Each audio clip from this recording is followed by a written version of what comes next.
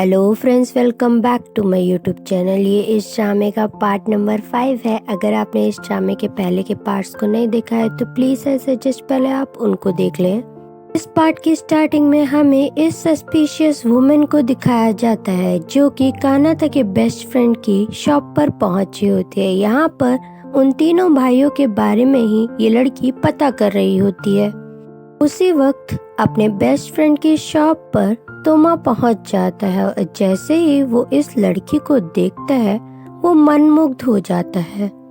तोमा उस लड़की से कुछ पूछ ही पाता उससे पहले ही वो दुकान से भाग जाती है। यहाँ पर तोमा अपने बेस्ट फ्रेंड से पूछने की कोशिश करता है ये क्यों आई थी यहाँ पर, और मैंने इससे पहले कभी भी तुम्हारी शॉप पर इसको क्यों नहीं देखा है।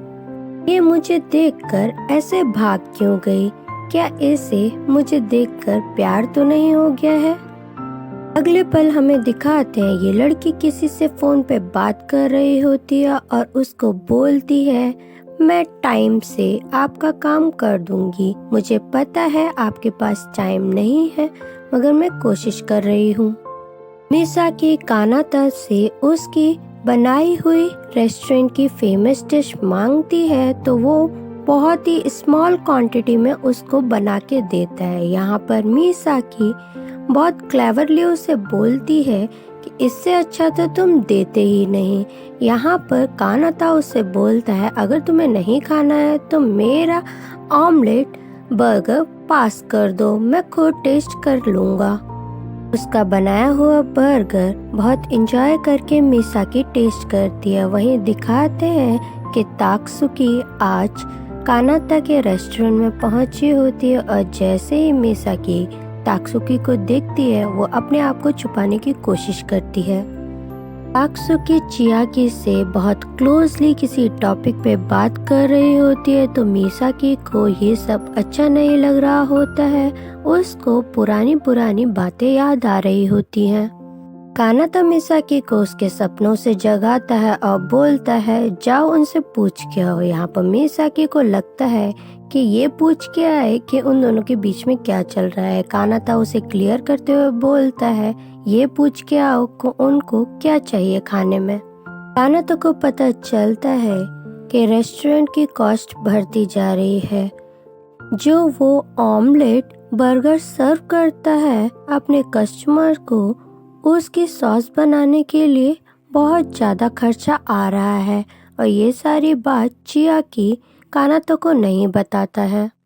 वेडिंग के सक्सेस होने की वजह से चियाकी मिसाकी को अपने साथ कहीं जाने के लिए इनवाइट करता है।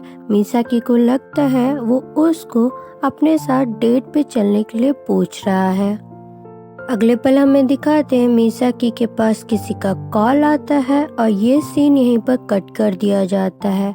दूसरी तरफ हमें दिखाते हैं कानाता जब चेक करता है कि कॉस्ट दिन बर दिन बढ़ती जा रही है और उसकी फेवरेट रेस्टोरेंट की डिश से कोई भी फायदा नहीं हो रहा है तो वो डिसाइड करता है कि उस सॉस के लिए वो अल्टरनेटिव मेथड्स ढूंढना शुरू करेगा और वो इसके लिए एक मार्केट से बना हुआ बेस यूज करने की सोचता है। दूसरी तरफ हमें दिखाते हैं तात्सुकी मिसाकी के पास जाती है और उसे बताती है बातों बातों में कि वो चियाकी में इंटरेस्टेड है और यहाँ पर जानबूझकर वो मिसाकी से प्रॉमिस भी ले लेती है कि वो ही उन दोनों की हेल्प करेगी उन दोनों को करीब लाने में।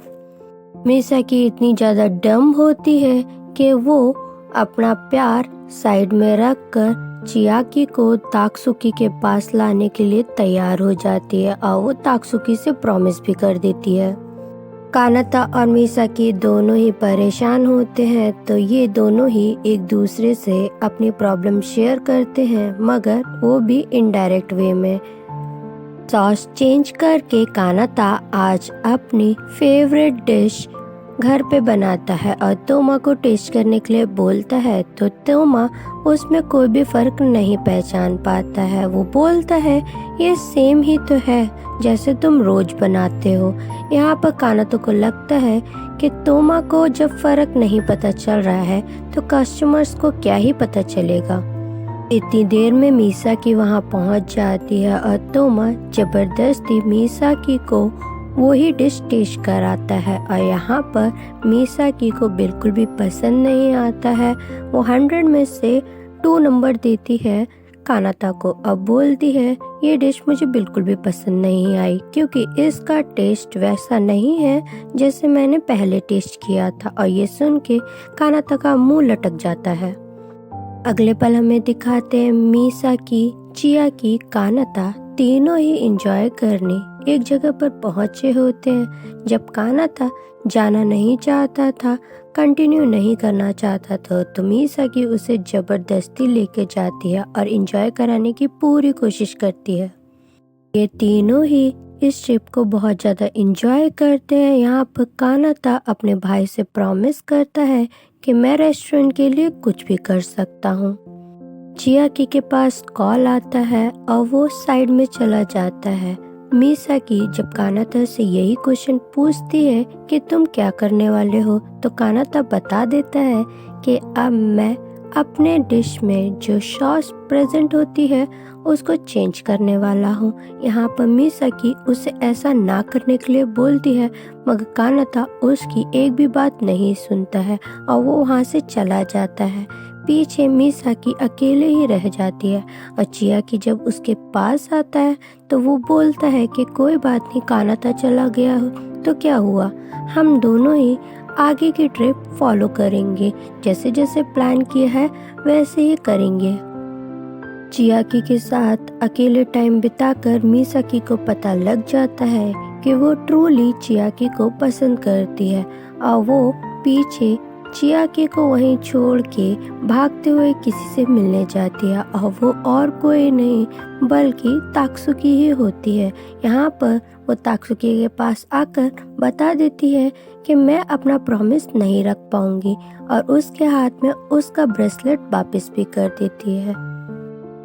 मिसाकी फिर से भागते हुए उसी लोकेशन पे पहुंचती है जहाँ पर वो चियाकी को छोड़ के आई थी और जब वो वहाँ पहुँचती है वो नोटिस करती है कि वहाँ पर अब कोई भी नहीं है, मगर पीछे से किसी की आवाज़ सुन के जैसे ही वो पलटती है तो वो नोटिस करती है कि चियाकी वहीं पर खड़ा हुआ है और उसके हाथ में एक सॉफ्ट टॉय भी है।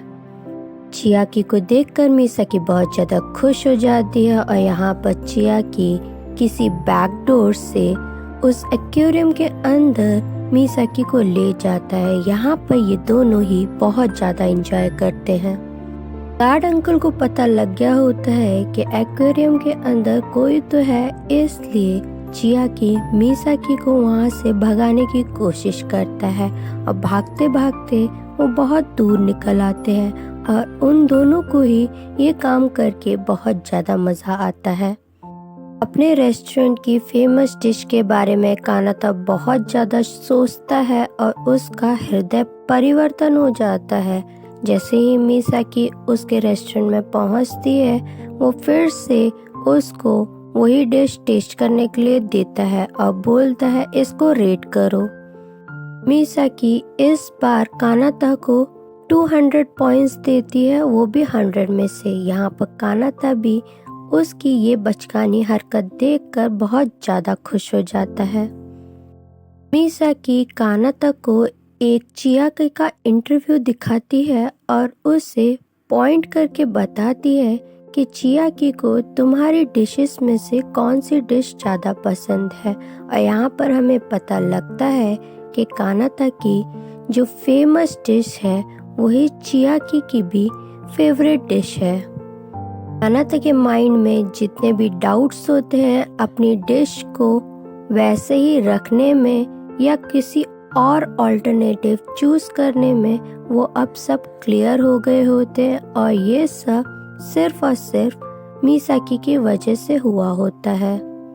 मिसाकी खाना खाने के बाद काम करते करते उसी टेबल पे सो जाती है। कानाता उसके पास आता है तो उसके सोने की तरीकों को देखकर वो हंसने लगता है। जैसे ही उसके फेस पे लगा हुआ स्टिकर हटाता है वैसे ही मिसाकी के मुंह से चियाकी का नाम सुनकर कानातो को बिल्कुल भी अच्छा नहीं लगता है और वो अपने आप को मिसाकी से दूर कर लेता है। तोमाको अपनी फ्रेंड से पता चलता है कि जापान का फेमस फेस्टिवल आने वाला है। वहीं पर मिसाकी को भी यही बात पता चलती है कि फायर क्रैकर्स का फेस्टिवल जापान में आने वाला है। मिसाकी जब ये एडवर्टाइजमेंट पढ़ी रही होती है तब तक तात्सुकी उसके पास पहुंचती है और उसको बताती है कि चियाकी के मामले में वो भी पीछे नहीं हटेगी और वो मिसाकी से कंपटीशन करेगी, वो भी चियाकी के लिए। चियाकी किसी काम से किसी रेस्टोरेंट में पहुंचा होता है। यहाँ पर तात्सुकी और चियाकी की कॉमन फ्रेंड उसको मिल जाता है और वो बताता है कि कुछ सालों पहले उसने तात्सुकी को जापान में ही देखा था। इसका मतलब वो कहीं पर भी बाहर नहीं गई थी। तात्सुकी ने चियाकी से ब्रेकअप किया था तो उसने यही बताया था कि वो बाहर पढ़ने जा रही है। ये सब जानकर चियाकी को भी अब डाउट होने लगता है।